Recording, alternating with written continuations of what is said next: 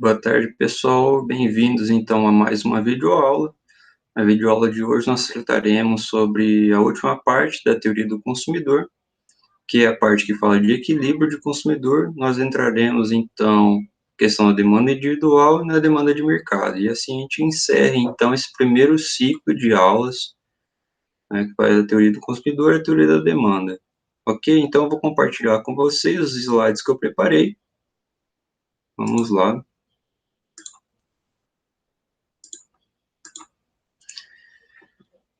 Então, o equilíbrio do consumidor, vamos seguir aqui. O equilíbrio do consumidor, então, ele é o ponto que eleva ao máximo possível a satisfação que um consumidor espera obter do seu consumo. No caso, aqui o consumo de dois bens, batatas e carnes, né, que esses bens possuem algum tipo de substituição entre eles. Né? Nós temos esse tipo de curva aqui de indiferença, a U0, né, que traz ali algum tipo de substituição entre batatas e carnes. Tem uma taxa de substituição entre eles, né, entre esses bens. Não é uma substituição perfeita, porque não se trata aqui de uma reta linear e nem de uma complementariedade perfeita. É algo que fica no meio termo dessas duas relações extremas, de complementaridade e substituição. E nós temos também uma restrição orçamentária, que é a RO0, que determina a capacidade de compra desse consumidor. Então, aqui nós temos um ponto que consegue encontrar tanto a curva de diferença como a restrição orçamentária. E nesse ponto de equilíbrio, o consumidor ele consegue ter 5 quilos de batatas e 3 quilos de carne. Por que que esse ponto é o ponto de equilíbrio? Porque dentre todas as possibilidades de compra que ele tem, ali na reta de resistência orçamentária zero, é esse único ponto dessa restrição orçamentária que consegue encontrar com um ponto dessa curva de utilidade, dessa curva de indiferença aí, o zero. Então, é esse o ponto que consegue encontrar o nível máximo de satisfação possível. A gente tem que imaginar que, por exemplo, essa renda orçamentária, essa restrição orçamentária zero, ela é cortada por várias curvas de diferença. Mas a curva de diferença mais alta que ela consegue tocar é a curva U0. Então, como é a curva de diferença mais alta, esse é o ponto de equilíbrio que o consumidor vai tentar alcançar com a sua capacidade de compra. Vamos dar sequência aqui. Aqui a gente tem uma visão um pouco mais complexa disso à medida em que a renda disponível do nosso consumidor individual vai aumentando. Vai de RO0 a RO1, RO2. Para cada reta de restrição orçamentária que a gente tem aqui nesse gráfico, a gente vai ter uma curva de diferença correspondente.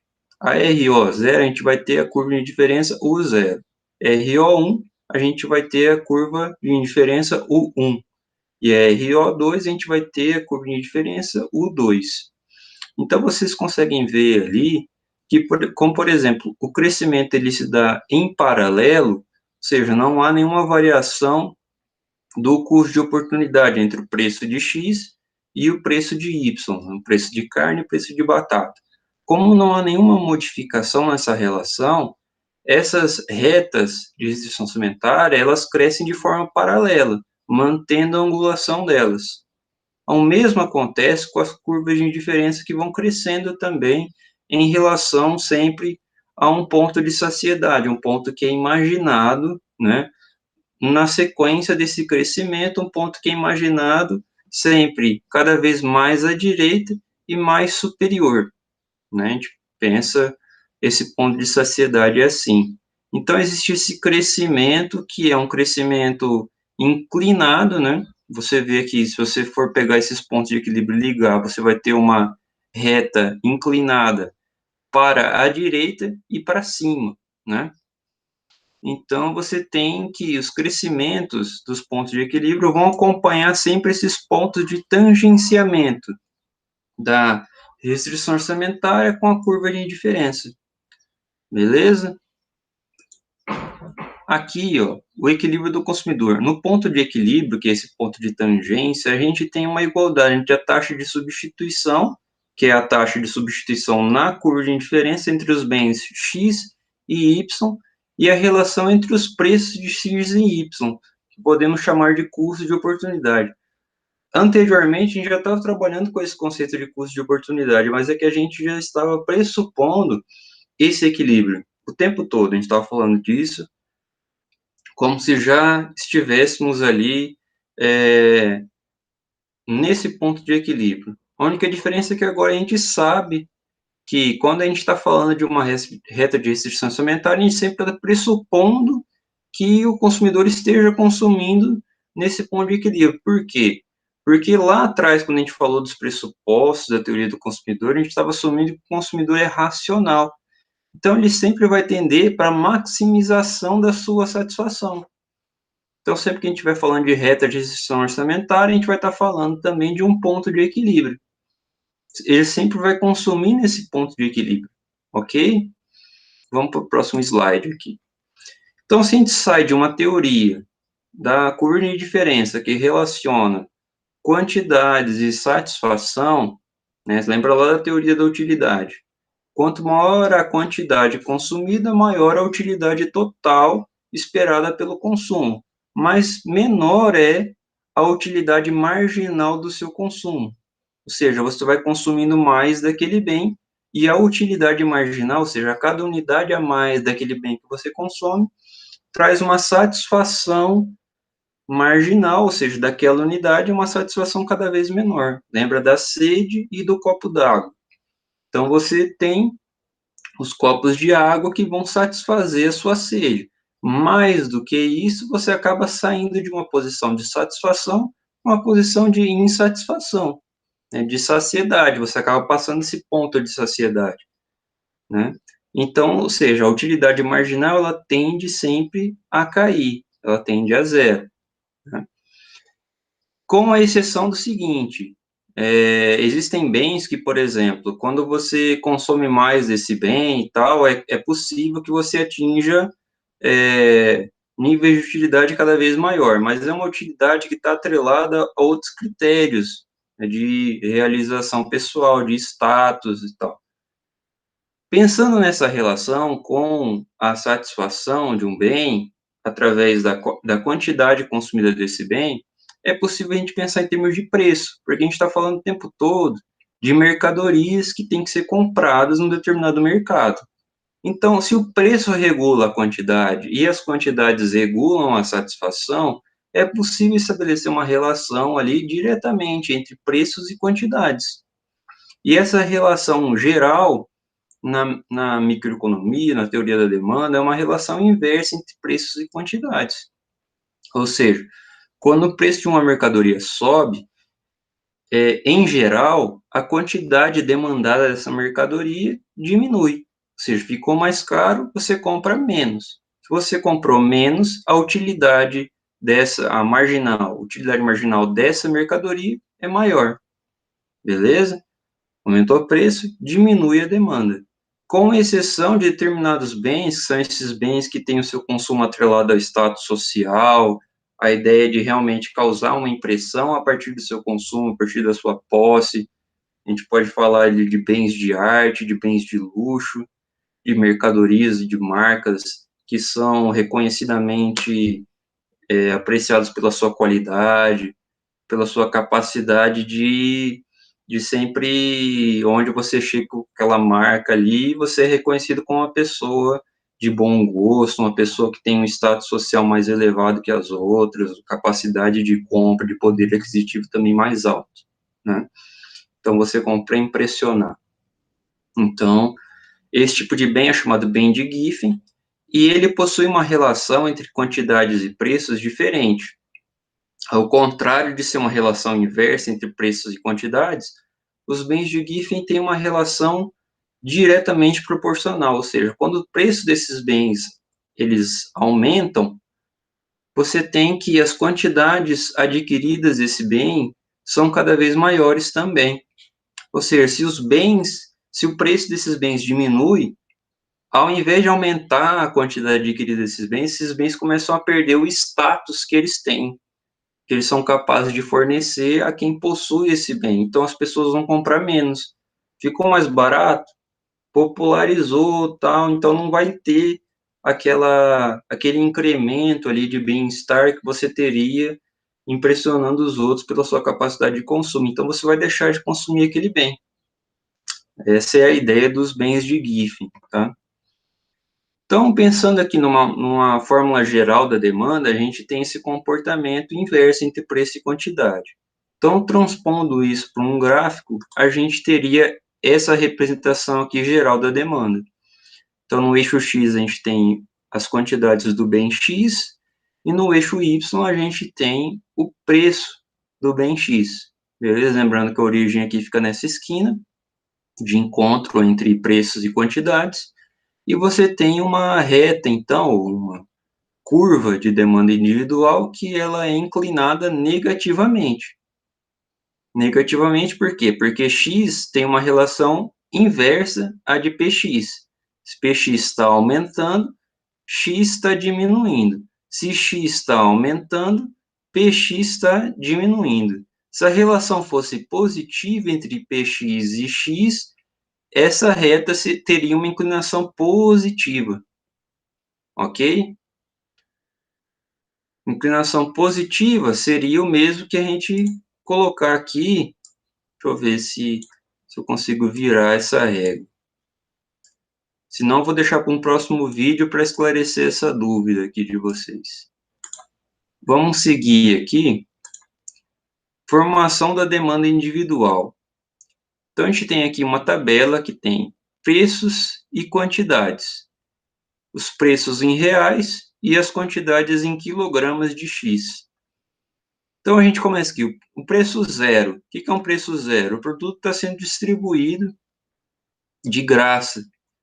Quando o produto é distribuído de graça, o nosso consumidor individual, ele adquire 6 quilogramas desse bem X.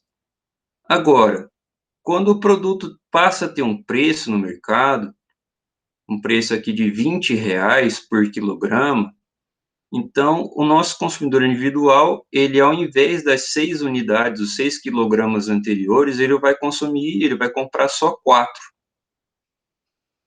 Quando o preço aumenta de R$ 20 por quilo para R$ 40 por quilo, ele vai adquirir só 2 quilos. E, finalmente, quando o preço aumenta para R$ 60 o quilo, ele não compra nada, mantendo aqui essa relação inversa. Quando o preço aumenta, a quantidade se reduz. Mas a gente pode pensar também e começar pelo final. Se a gente começa pelo final, a gente vai ver que quando o preço é 60, as quantidades compradas são zero. Quando o preço ele cai para 40, a quantidade ela aumenta de 0 para 2. Quando o preço cai de 40 para 20, a quantidade comprada ela aumenta de 2 para 4. Então, vocês estão percebendo que, mesmo quando a gente começa por um outro lado da tabela, essa relação inversa aqui se mantém a mesma. Beleza?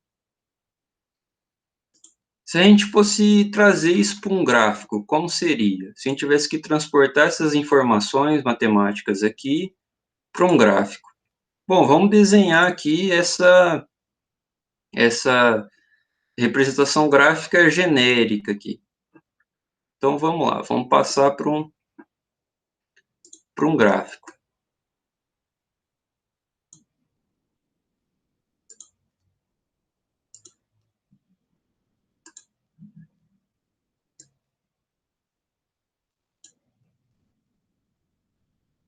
Fizemos uma reta ali, vou tirar a régua para ficar mais fácil de ver. Nós temos a nossa reta. Agora a gente precisa traçar os pontos. Eu preciso de 2 pontos, na verdade. Preciso desse ponto aqui, que é esse cruzamento com o eixo X das quantidades, e esse ponto aqui em cima, que é o cruzamento da reta com o eixo dos preços. Se a gente voltar lá na tabela, vai ficar fácil, ó. A gente consegue marcar os zeros da equação. Cadê? Lembrando que o zero está aqui, né? Na origem. Então, aqui,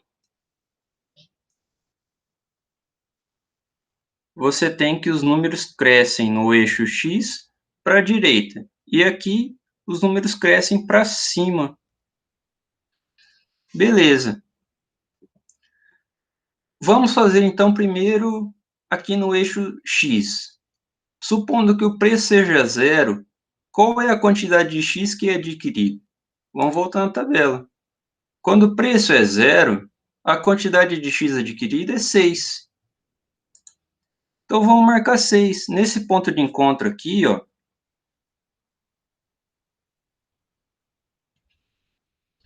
6 unidades. Agora, quando a quantidade consumida é zero, qual que é esse valor aqui desse encontro? Zero na quantidade, o preço vai ser quanto? Zero na quantidade, o preço é 60. Vamos lá, então, nesse ponto de encontro aqui, a gente tem 60. Vamos marcar ali, 60.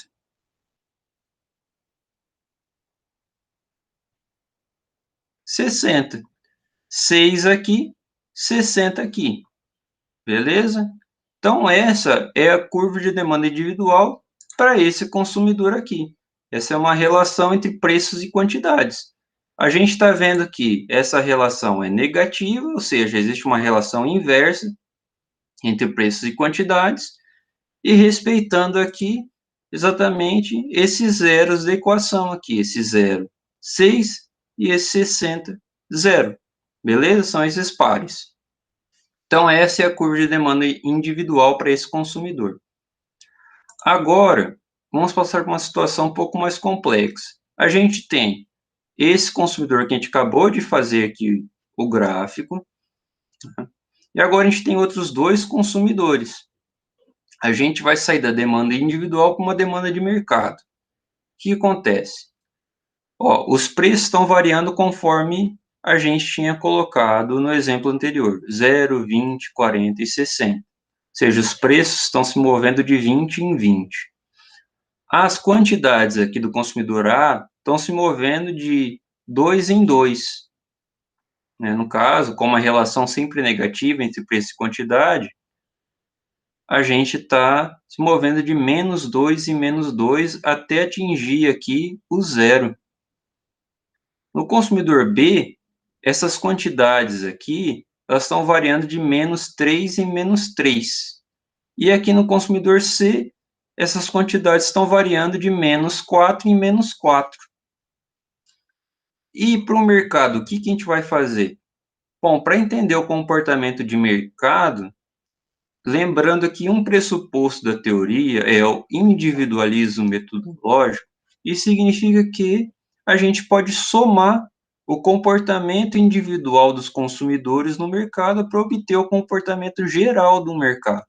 Ou seja, pensando no mercado composto só por 3 consumidores, o A, o B e o C, a gente tem que, para entender o comportamento de mercado quando o preço é zero, eu preciso somar as quantidades do consumidor A, B e do C. Isso vai dar para a gente o resultado de 6 mais 9, 15, mais 12, 27.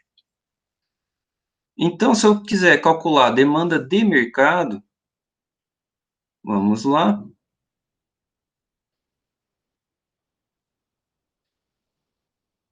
27. Quando o preço sobe para R$ 20 o quilo, a gente tem um comportamento de mercado agora de 4 mais 6, 10, mais 8, 18.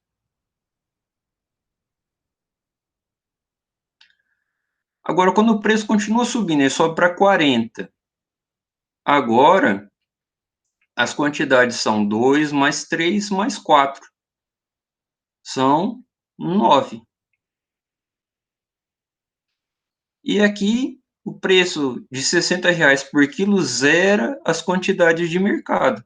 Então, 0 mais 0 mais 0, 0. E que a gente está vendo?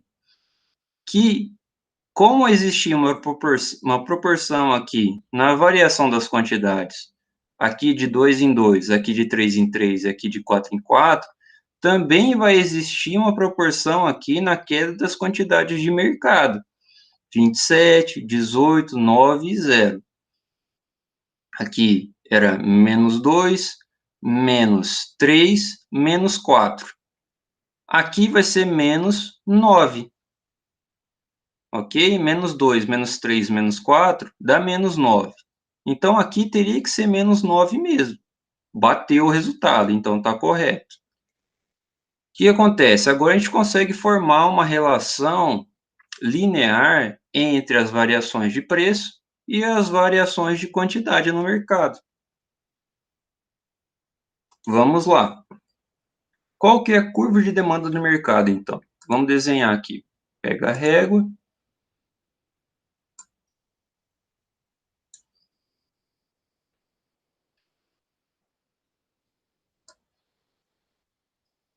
Opa, mexi no eixo aqui, não quero. Volta tudo.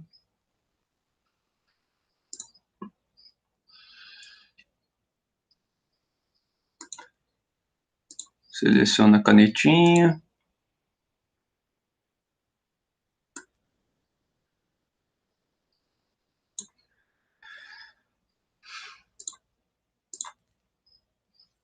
Beleza. Traçamos aqui a reta. Vamos desenhar aqui os dois pontos principais, que são os zeros da equação. Então, o primeiro zero da equação é o do preço. Quando o preço é zero, a quantidade de mercado é 27. É só marcar aqui embaixo, ó, preço zero, quantidade de mercado 27.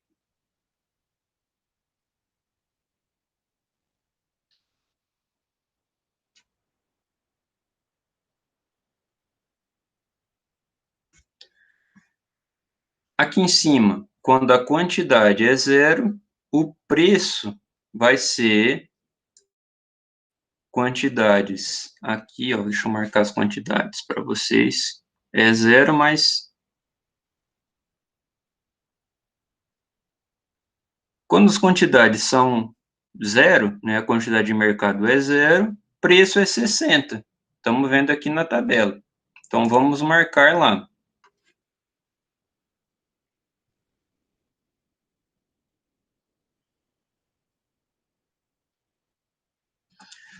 Então, nosso gráfico aqui está feito. Só precisa desses dois números, tá, pessoal? Agora, se vocês quiserem marcar os outros, né, o 18 e o 9, é só marcar aqui dentro. Ó, o 18 a gente poderia marcar aqui.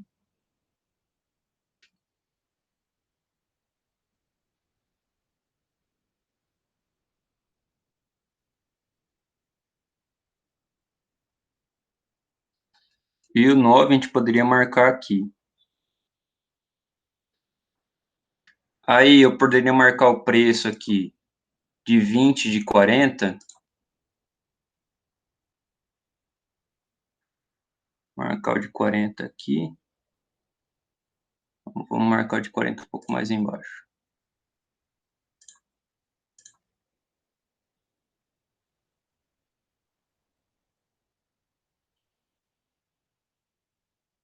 Quarenta aqui. 20 aqui.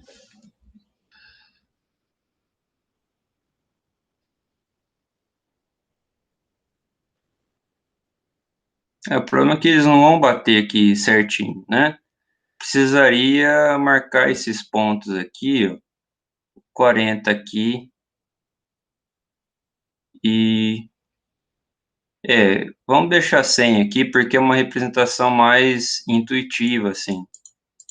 Não ficou bem guardada a proporção, né? Então, aqui no caso, a gente só precisa desses dois números mesmo, que são zeros.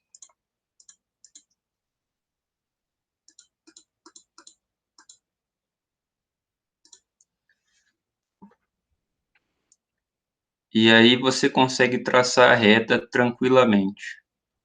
Então, se a gente tivesse que marcar o 9 e o 18, a gente teria que encontrar os pontos aqui que dão 9 e 40, 18 e 20. Vamos ver se a gente consegue marcar aqui.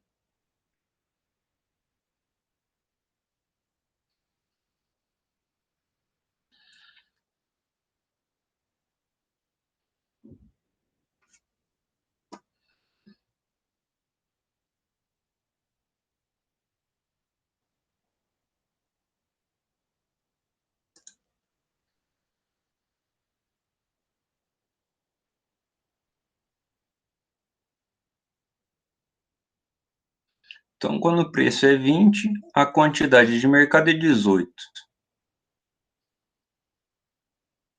Vamos lá.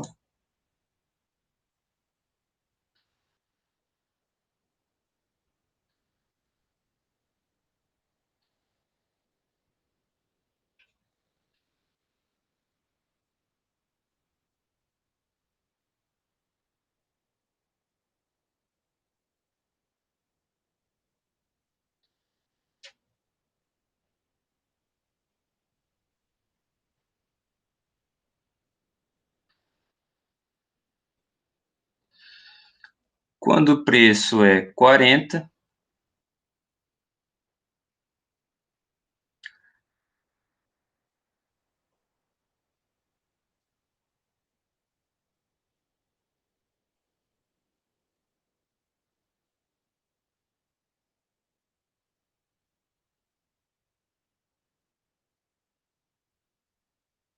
a quantidade de mercado aqui é 9.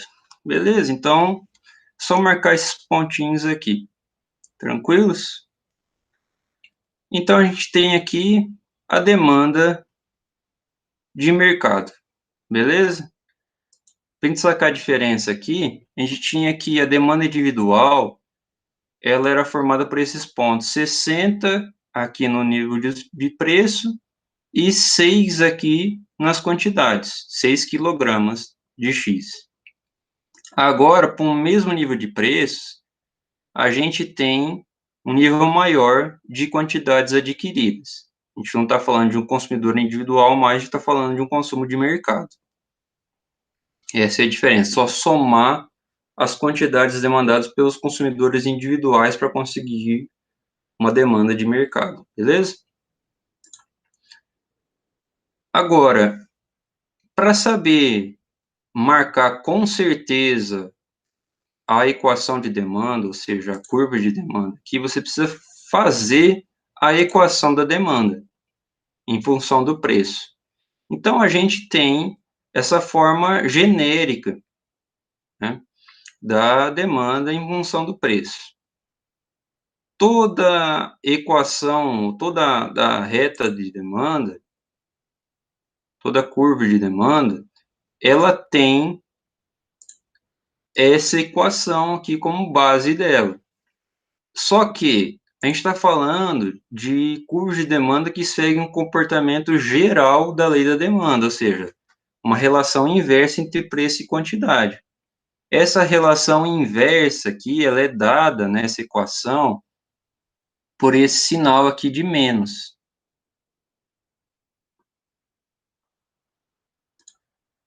Por esse sinalzinho aqui. Não esqueçam desse sinal. Então, a gente vai começar uma equação. Uma equação sempre vai ter esse sinal aqui de menos, porque isso representa a nossa relação inversa entre preço e quantidade. Por quê? Porque aqui a gente vai estar falando da relação entre a variação das quantidades de X pela variação dos preços de X. Então, a gente teve duas situações, a do consumidor individual e do consumo de mercado para o bem X.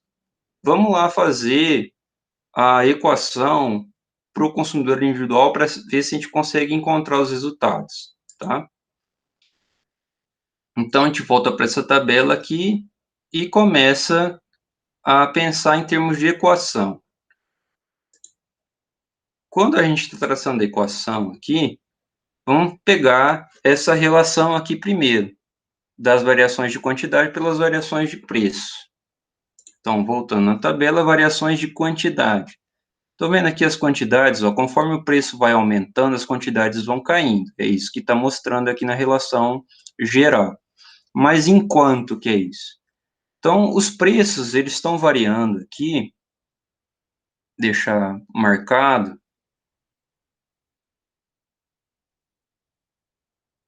eles estão variando positivamente de 20 em 20, não é?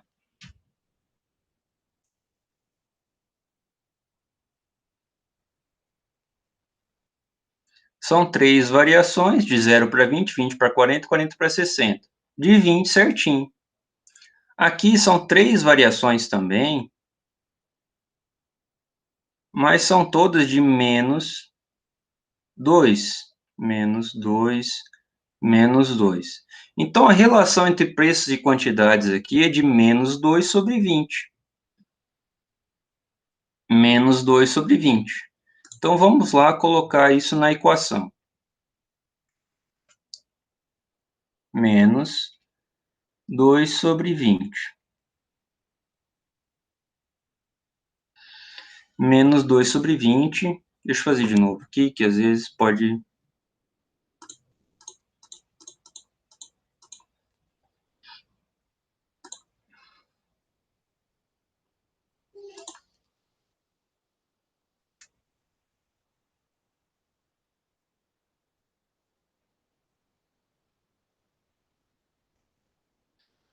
Menos 2 sobre 20, px, que a gente não sabe qual px que a gente vai colocar na equação.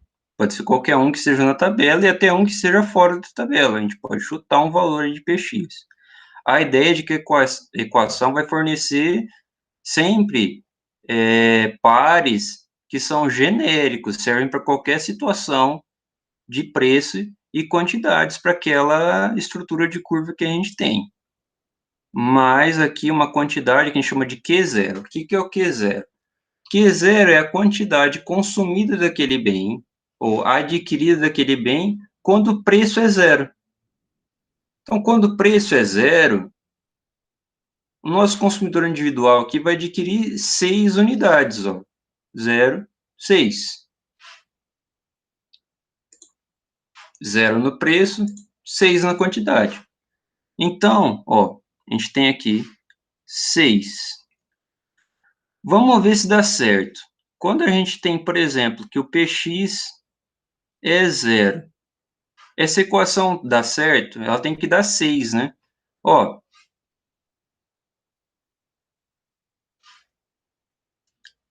menos 2 sobre 20 vai dar menos 0,1. Px, o px, no caso, é zero, mais 6. Então, a quantidade vai ser menos 0,1 vezes zero, dá zero. Então, o resultado vai ser 6, né? Sobrou só esse termo aqui. Então, quando o preço de x é zero, a quantidade de x é 6. Deu certo, bateu com o da tabela, né? Então, tá firme a equação aqui. A equação realmente ela é genérica, ela serve para qualquer valor que a gente colocar. Você pode fazer o teste com outros preços ali, com preços até que não estejam na nossa tabela, né? Basta fazer o teste aí e verificar. Agora, a gente teve outra situação, que foi a situação da demanda de mercado. Vamos fazer a equação dela também. Deixa eu pegar aqui a borracha, apagar esse.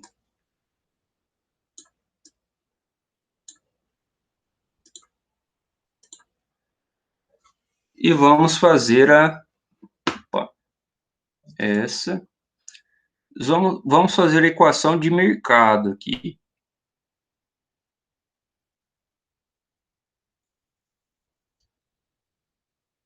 A de mercado.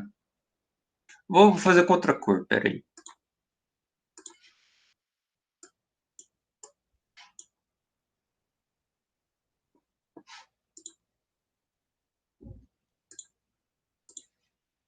Vamos pegar aqui, vamos fazer de rosa. Essa é de mercado.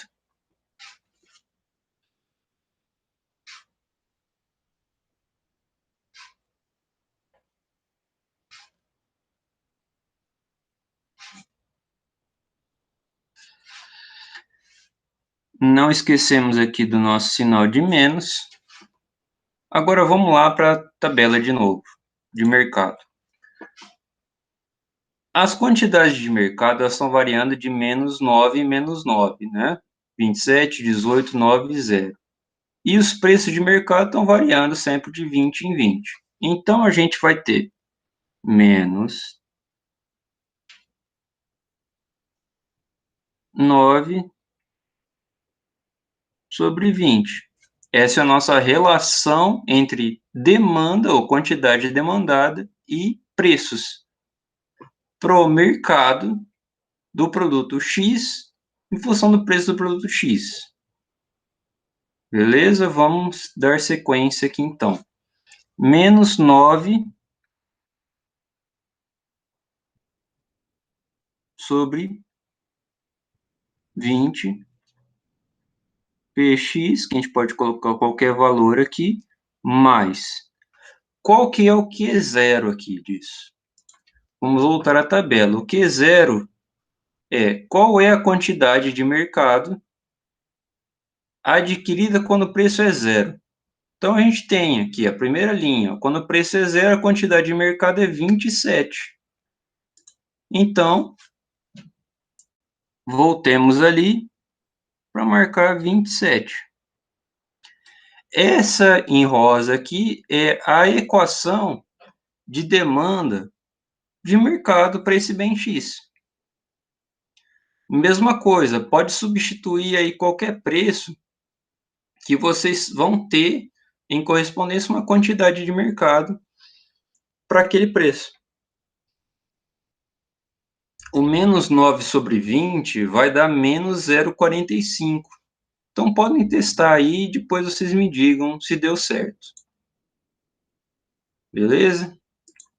Agora, existem outros fatores também, além do preço de um bem, que vão afetar a demanda por esse bem. O primeiro fator que a gente tem é o de renda disponível. A renda disponível não está ali diretamente no gráfico, porque o gráfico é de preço por quantidades. Mas afeta sim a demanda por um bem. Por exemplo, olha só o seguinte: quando a gente tem aqui a demanda de mercado, o que a gente pode falar, observando essa tabela, das rendas disponíveis para cada consumidor desse, o A, o B e o C? A gente poderia dizer que quem tem a renda disponível maior para consumir, olha só a tabela. Pela tabela, a gente pode pensar o seguinte, deixa eu apagar aqui embaixo, que a gente não precisa mais desse valor.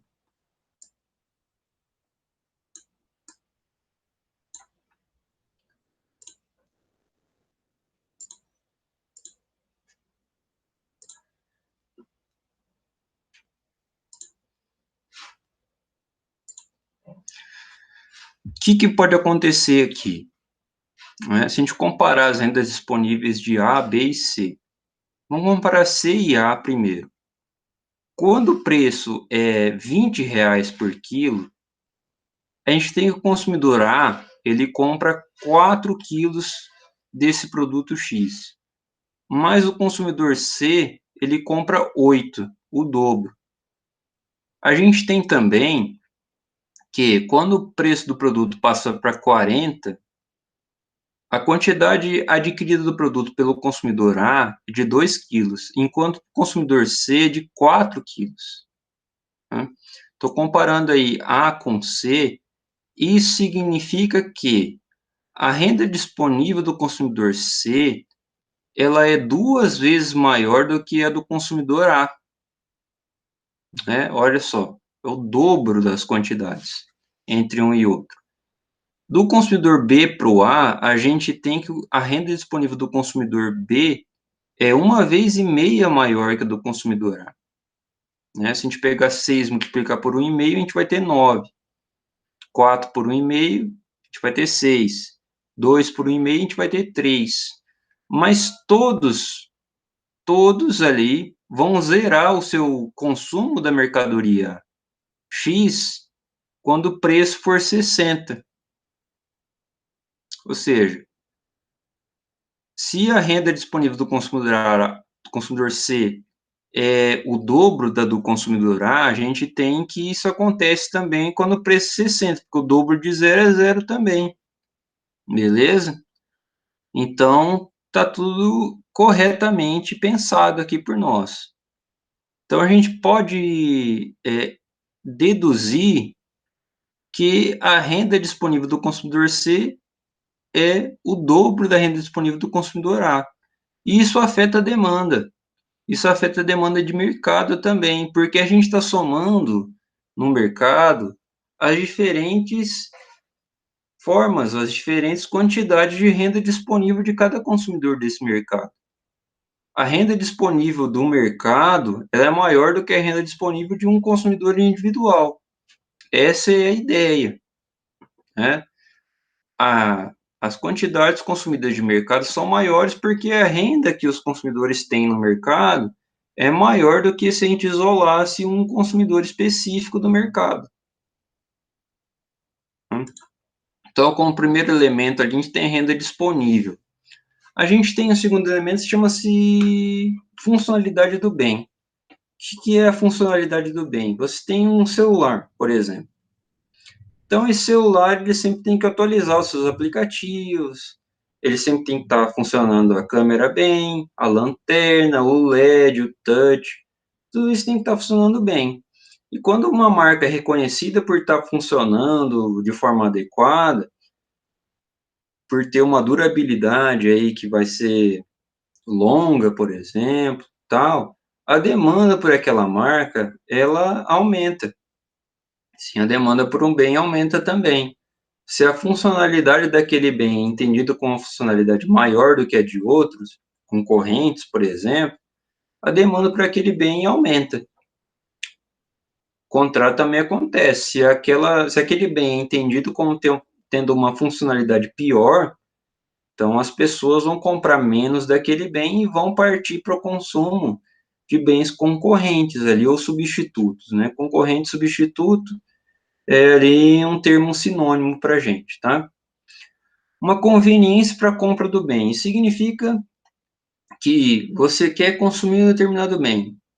Aí você quer consumir uma determinada quantidade por um determinado preço, em um determinado período, né, com uma determinada qualidade e tal, mas esse bem não chega para você na forma como você queria, quando você queria, onde você queria e por quanto você queria. Não tem aquela conveniência, né, no consumo. Você não acha isso, você tem que gastar muito dinheiro procurando, entrando em contato com fornecedores, estabelecendo contratos, por exemplo, não existe uma conveniência para isso. Né? Então, se a conveniência ela prejudica o consumo de determinado bem, significa que se o mercado entender que para obter um determinado bem, né, vai ser complicado, vai ser custoso, então a demanda por aquele bem começa a cair. Né? Os consumidores começam a buscar bens que têm uma conveniência maior para o seu consumo. Ok? Outra questão é a sazonalidade do consumo de um bem. Os bens, alguns bens, né, principalmente os não duráveis, né, vamos pensar aí o caso de um sorvete, por exemplo. Eles possuem épocas do ano em que eles são mais consumidos. Então, tem empresas que conseguem programar isso, que planejam para épocas que não estão conseguindo vender da mesma forma que em outros. Né? Se você vende sorvete, por exemplo, tem épocas em que a demanda por sorvete vai aumentar, caso o verão. Tem épocas em que a demanda por sorvete vai diminuir, no caso o inverno. Então você tem a sazonalidade, ela é muito importante para entender o comportamento da demanda de um bem. Outra questão que afeta muito a gente hoje, que é a noção de convergência tecnológica do bem. De novo, você tem o caso de um celular da Apple. Né? A Apple utiliza um sistema, o iOS, que converge com outros bens da Apple também. Por exemplo, no caso, Você tem um iPhone, você tem um iPod, aí você tem também o PC da Apple, né? Então, eles compartilham do sistema o Safari, por exemplo, né? E aí você tem que usar esse sistema porque você consegue utilizar de uma forma melhor todos esses itens que você tem. Você consegue explorar melhor os softwares que você tem nesses equipamentos. Isso vai impedir, por exemplo, vai diminuir a demanda por qualquer outra marca de mercado que você tenha para esses produtos tecnológicos, porque você não vai conseguir essa mesma convergência com marcas diferentes, né, com Android, por exemplo. Então, a convergência tecnológica ela pode impedir que consumidores que demandam uma determinada marca partam para uma marca substituta. Essa é a ideia de você ter a convergência tecnológica de um bem, né? Para você ter controle da demanda de mercado, para você garantir um determinado consumo programado para aquele bem, né, para aquela marca, por exemplo. Serviços pós-venda também são um dos fatores que afetam a demanda, porque isso tem a ver com a relação que a marca vai estabelecer com seus consumidores, né? Ou seja, por exemplo, serviços de concessionária de atendimento ao cliente de carros, por exemplo. Então, você tem marcas que têm um atendimento ao cliente e de revisão e tal, que são marcas bem reconhecidas no mercado. Você tem outras marcas que não têm a mesma qualidade nesses serviços, né? Serviços que vão tratar da dificuldade, problemas de trocas, logística reversa, por exemplo, que o cliente precisa mandar o produto novamente para a loja, para uma matriz, né? Então, quanto mais complicados esses serviços pós-venda, mais isso vai afetar negativamente a demanda de um bem. Quanto mais uma marca investe nos serviços pós-venda, mais positivamente isso afeta a demanda, ok? Outro quesito aí, reputação da marca. Ou seja, a marca é entendida como aquela que é eco-friendly, né? Que ela é amiga do meio ambiente, ou que ela se aproxima de um ativismo de gênero, né? Um ativismo político ali. Então, ela vai ser uma marca que vai ter uma reputação frente aos seus consumidores, né? Uma marca orgânica, por exemplo, não faz teste animal. Então, você tem a reputação da marca nisso. Se, por exemplo, essa reputação for afetada por alguma informação ali, algum escândalo, por exemplo, a demanda por esse bem, ela cai quase que imediatamente, né? Esse bem é cancelado, né? Essa marca é cancelada no mercado, né? Uma situação mais comum aí, nós temos os bens complementares e os bens substitutos. Os bens complementares são aqueles que têm que ser consumidos de forma associada ao bem principal que está sendo consumido, né? Ou seja, quando os bens complementares têm seu preço aumentado, por exemplo, né, o que acontece com a demanda de um bem? É como se o preço desse bem principal tivesse aumentado também, né? Então, bens complementares são sempre, têm sempre o mesmo comportamento desse bem principal que você está consumindo. Tem que pensar os dois em associação. Então, segue-se o mesmo comportamento. Se o preço de um aumenta, a demanda pelos dois vai diminuir. Assim como se o preço do bem complementar diminui, a quantidade demandada dos dois bens vai aumentar. A demanda pelos dois bens aumenta, né, do bem principal e do bem complementar. No caso do bem substituto, a gente tem uma relação inversa.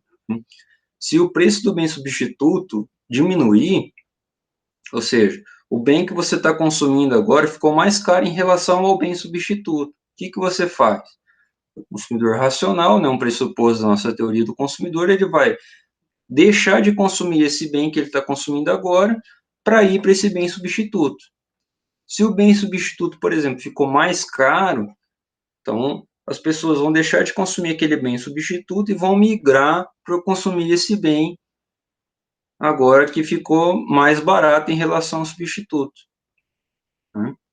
Então, a gente tem nos bens complementares uma um comportamento que é diretamente proporcional, né? Se a demanda pelo bem complementar aumentou, a demanda pelo bem agora principal vai aumentar também.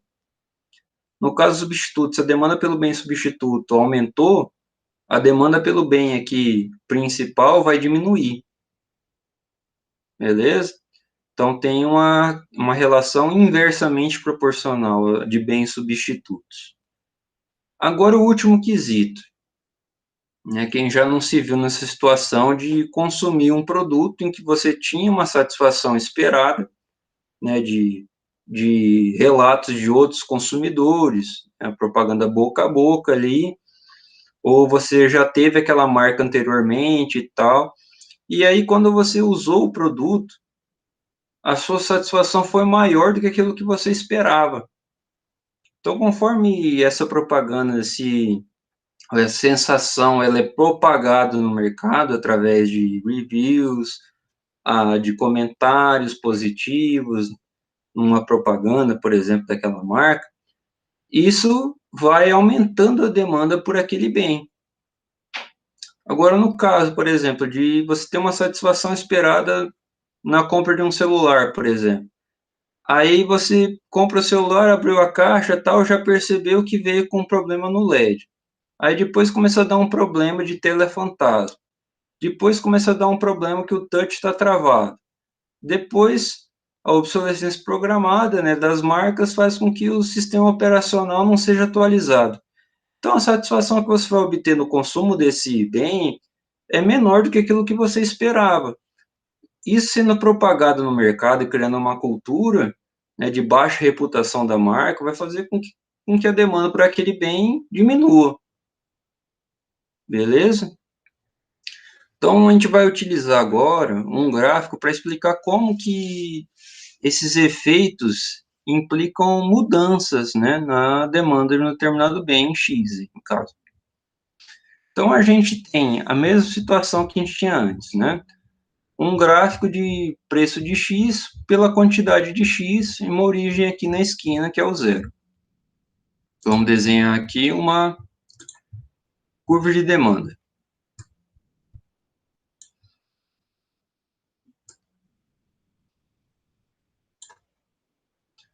Essa é uma curva de demanda genérica, tá? A gente não vai trazer números para ela, a gente não precisa.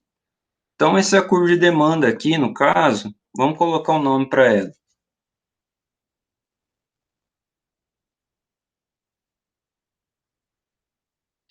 D0. Aí, vamos aqui para o primeiro exemplo, a renda disponível do consumidor. Vamos supor que a renda disponível aumente.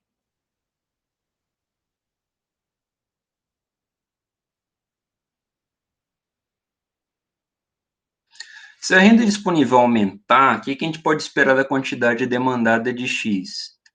Se a renda disponível aumenta, a quantidade de X, a quantidade demandada de X, vai aumentar. A demanda por X se desloca positivamente. Agora, por exemplo, quando a gente tem o caso de uma renda disponível que diminui,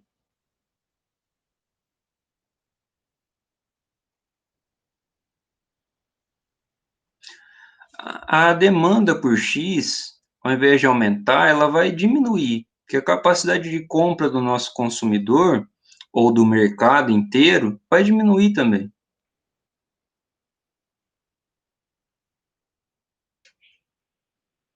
Vamos desenhar isso no gráfico agora para ficar mais bem explicado. A primeira situação aqui, por exemplo, a renda disponível aumentou.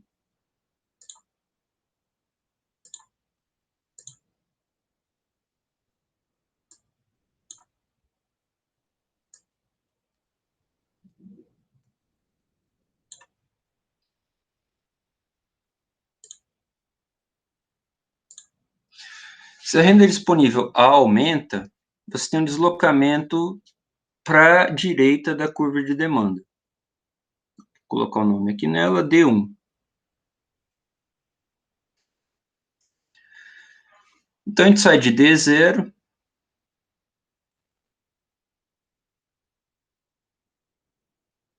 para D1 e significa que a renda disponível aumentou, que é esse primeiro caso aqui.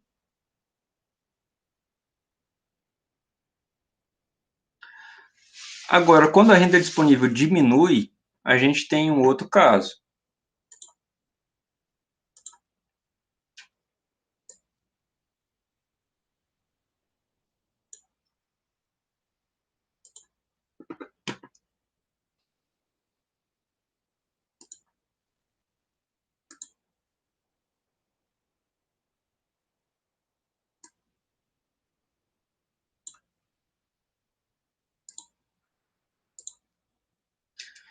Vamos escrever aqui D2.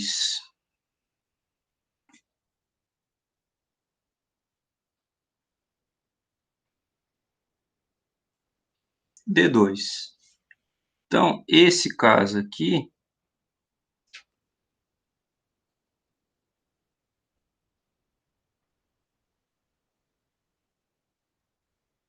quando a renda disponível cai.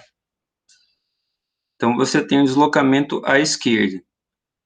Não muda ângulo, tá? Esses deslocamentos são paralelos, porque a gente considera que essa relação aqui,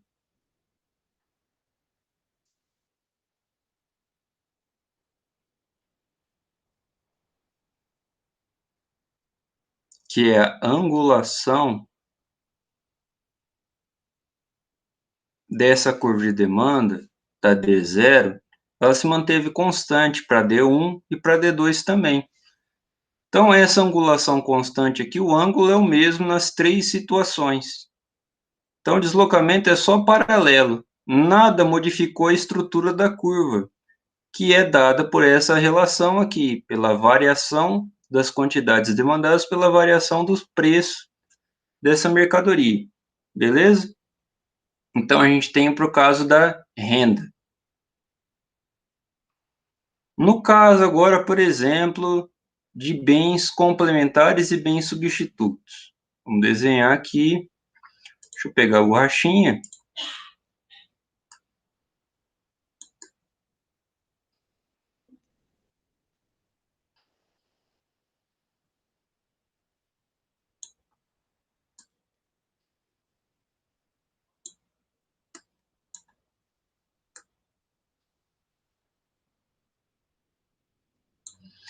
Beleza, a gente tem a nossa D0 aqui, e vamos supor que Y,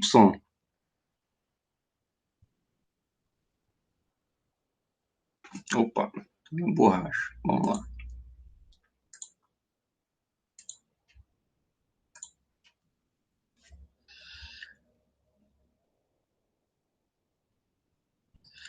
Y é um bem substituto.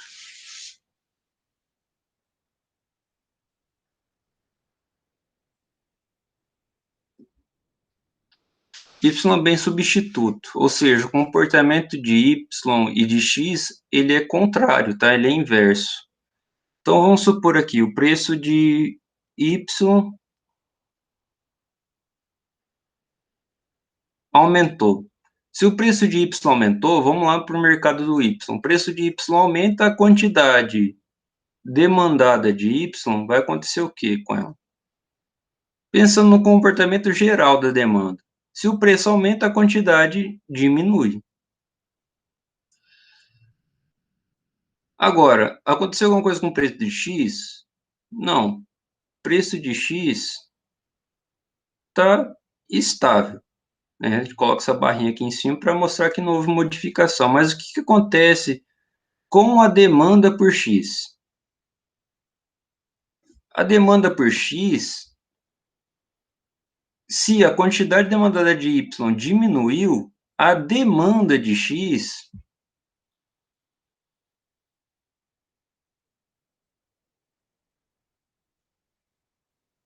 ela vai aumentar, mesmo que o preço tenha sido ou tenha ficado estável. Isso significa que a gente vai deslocar toda a reta de novo, assim como a gente fez com a renda.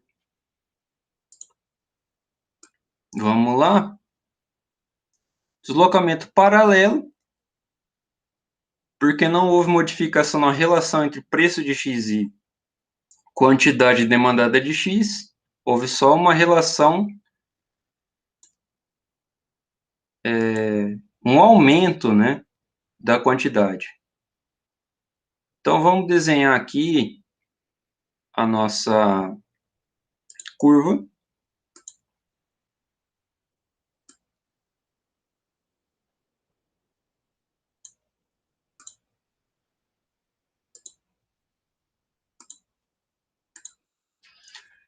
Então, agora a gente tem uma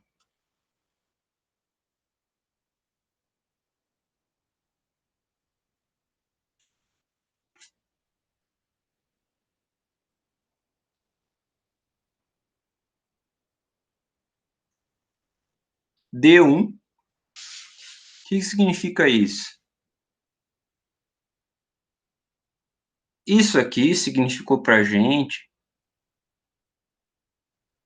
um deslocamento para a direita, ou seja, a quantidade demandada de X aumentou. Por quê? Porque o preço de Y, que é o preço do bem substituto, aumentou. Ou seja, as pessoas vão sair daquele mercado do bem Y e vão para o mercado do bem X. São concorrentes, substitutos, né? Agora, por exemplo, quando a gente tem a situação contrária, o preço do bem Y, que é o substituto, diminuiu. Vamos até mudar de cor aqui.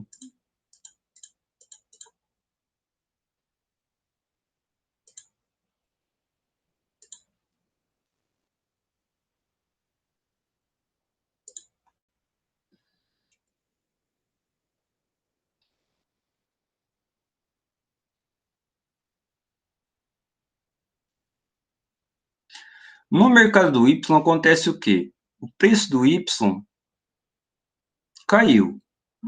No mercado do Y, significa que a quantidade demandada de Y vai aumentar, beleza?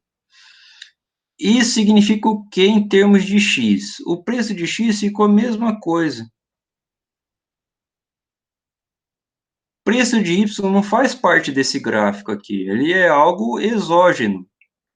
Se é algo exógeno, como todos esses fatores aqui são exógenos em relação ao nosso gráfico, tá?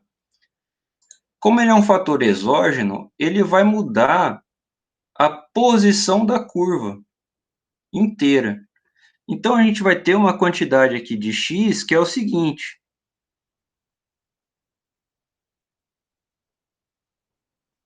Se o preço de Y diminuiu, a quantidade demandada de Y aumentou, e é um mercado concorrente, é um bem concorrente, a de X, então, vai cair. Se estão comprando mais Y, de X tem que cair. Porque são relações inversamente proporcionais. Um cai o que o outro aumenta, e um aumenta o que o outro cai. Vamos aqui traçar essa situação.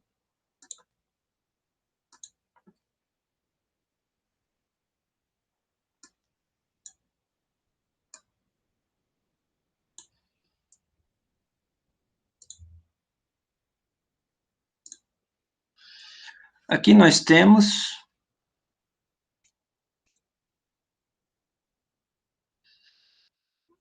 a nossa D2.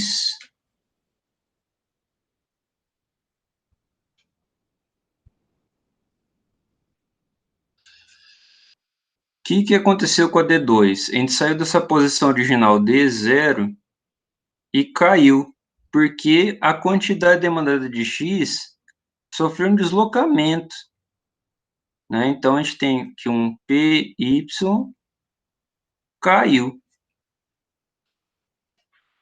porque Y é o bem substituto. Então, pessoal, se fosse um bem complementar o Y, a gente teria o mesmo comportamento para o bem X e para o bem Y. Se o preço do bem Y aumenta, a demanda pelo X diminui. Se o preço do bem X, do bem Y diminui, a demanda pelo bem X aumenta, porque são mercados que são associados, são bens que têm que se associar no consumo. Então, o comportamento deles é igual, do Y e do X. No caso dos substitutos que a gente tratou aqui, o comportamento deles é inverso. Se a demanda por um está aumentando, a demanda pelo outro tem que cair.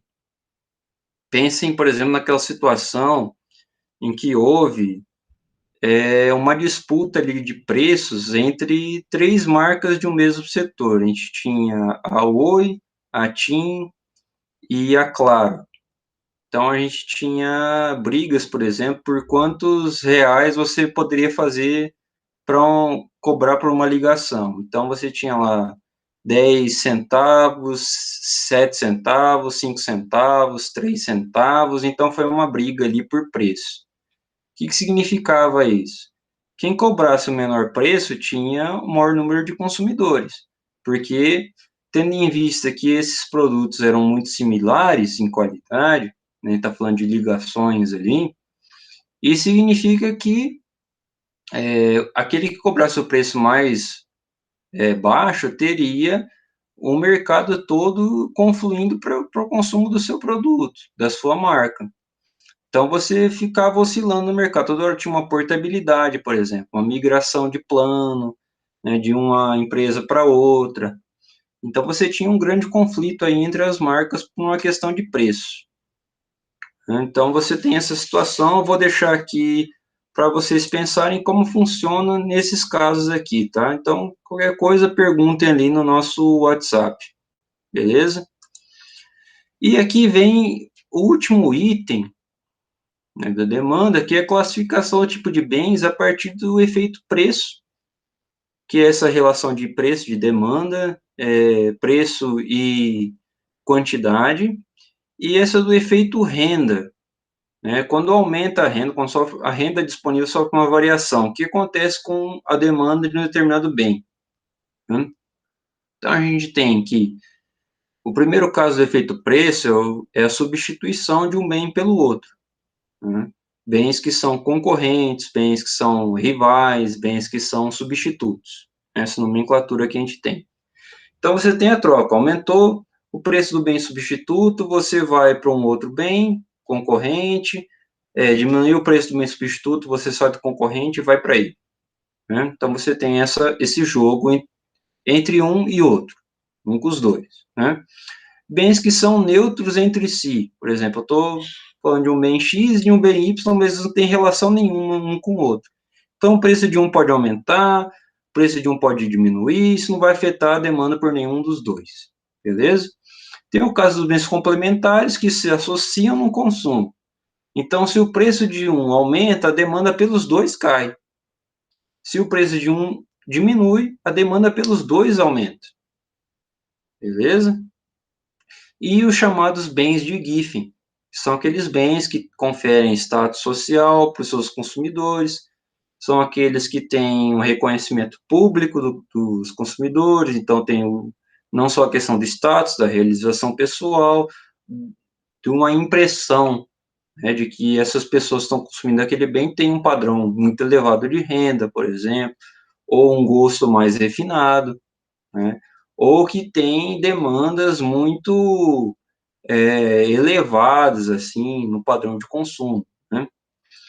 Então, esses bens, por exemplo, são aqueles bens que têm uma relação positiva entre preço e quantidade, né? Ou seja, se esses bens, se houver, por exemplo, uma política de preço aí, de popularizar esses bens, aqueles que consomem esses bens por conta do seu efeito de geração de impressão, de status e tal, vão deixar de consumir esses bens e vão para marcas que continuem mantendo essa relação de que o preço é sinônimo de qualidade, é um sinônimo de uma identidade diferenciada, de algo que confira mais status social, beleza? Em questão de renda, a gente tem outros tipos de bens, né? Essa é uma classificação de mercado, tá, pessoal? Lembra que eu tinha feito uma separação ali no sistema econômico para os tipos de bens, tá?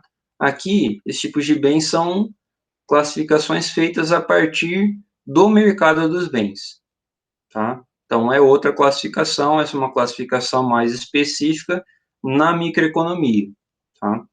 Então, para renda, nós temos os bens normais. São aqueles que você consome à medida em que tem variação na sua renda. Por exemplo, se a sua renda aumentou, o consumo desse bem vai aumentar também.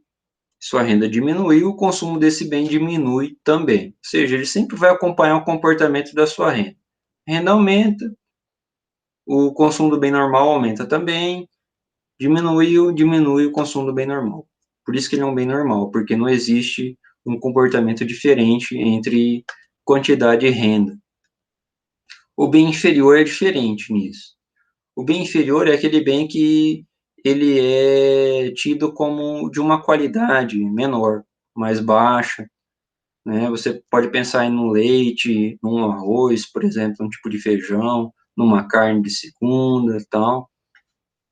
Então, quando a sua renda é baixa, a sua renda diminui, você consome mais desse bem. Quando a sua renda aumenta, você migra o seu consumo desse tipo de bem para um bem que é reconhecidamente no mercado como tendo uma qualidade superior. Beleza? Então você sai ali, por exemplo, de consumir né, tuba jujuba, que é um refrigerante, né, e você vai consumir Coca-Cola, entendeu? Mas se sua renda cair, você vai trocar Coca-Cola por tuba jujuba. Não tem jeito, entendeu? Então, existe essa troca aí à medida em que a sua renda cai ou sobe. Os bens superiores são aqueles bens que são consumidos levando em consideração não o seu valor absoluto, mas, por exemplo, o seu valor relativo. Então, você teve um aumento de R$ 300 na sua renda mensal. Só que agora, com esses R$ 300 a mais que você teve de aumento, você consegue financiar uma casa. Então, você perceba que a relação entre os valores é muito diferente, né? O valor da casa é muito maior do que o valor do seu aumento de salário mensal. Só que agora você consegue financiar essa casa. Você consegue fazer ali o pagamento das parcelas por conta desses R$ 300 a mais. Então, o bem superior, ele significa o seguinte, ele é superior em valor. Ele tem um valor desse bem muito mais alto do que o aumento da renda do consumidor. Isso torna esse bem superior, entendeu? Então, a relação é essa. Quanto maior o valor de um bem superior, de um bem, por exemplo, em relação ao aumento, né, isso torna, aumento de renda, isso torna um bem superior. Entenderam? E qualquer dúvida é só perguntar lá também, né? Ah, consigo comprar um automóvel agora porque a renda aumentou R$ 500 por mês. Ou seja, a relação entre os valores é completamente desigual, né? Então, um pequeno aumento de renda levou a um aumento muito maior no valor daquele bem que vai ser adquirido. Essa é a relação que você tem no bem superior. E aqui é um slide que eu deixo em branco para vocês fazerem os testes aqui no gráfico, né, para tirar as dúvidas de vocês, ok? Então, isso encerra a nossa teoria do consumidor. No nosso próximo encontro síncrono, a gente vai começar a teoria da firma e dos custos. Mas antes disso, eu vou passar uma lista de exercícios para a gente fixar esses conteúdos aqui da teoria do consumidor e poder fazer a nossa primeira atividade avaliativa. Beleza? Então, eu conto com vocês para continuarem o aprendizado aqui, intensificarem mais esse aprendizado. Eu vou passar uma lista essa semana. E aí eu passo uma lista que vai ser respondida por vocês, vai ser entregue no grupo do WhatsApp mesmo, né? Que vai ser a primeira atividade de avaliação do nosso curso, ok? Espero que vocês aprendam com a aula de hoje e que vocês tragam dúvidas para a gente. Pode tirar lá mesmo no grupo, né? Fica até mais fácil, porque sua dúvida com certeza vai ser a dúvida de alguém. Então, eu conto com a participação de vocês lá no nosso grupo e fico esperando aí as dúvidas, ok? Então, eu vou parar a apresentação aqui e a gente se vê.